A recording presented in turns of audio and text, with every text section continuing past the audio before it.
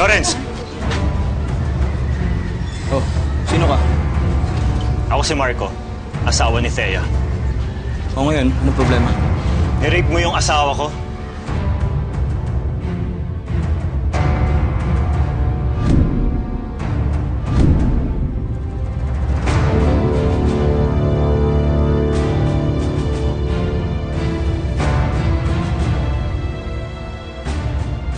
Hindi ka pa nakontento, no?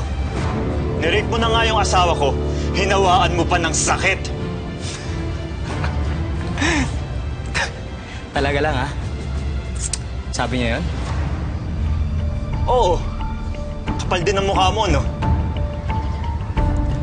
Eh, kung sa wala nga akong HIV. May HIV daw ako.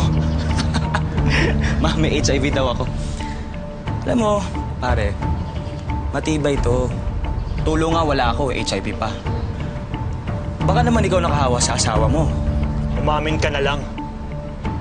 Eh kung wala akong aaminin eh, di ba? Malay mo, yung asawa mo, may lalaki pagkatapos ko siyang kalawin. Pare, hindi mo ba naramdaman yung honeymoon niyo? Ano? Masige pa ba? Maluwag na. Gago ka pala eh! Marco! Marco! Marco, tama na! Marco! Marco!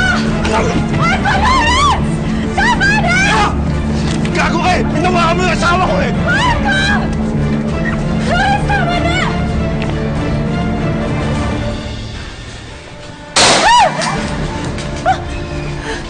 Tapang mong punta rito ah. Bakit ba? Anong atraso niya sa'yo? At hindi pa siya nakontento dun. Hinawaan niya pa ng HIV.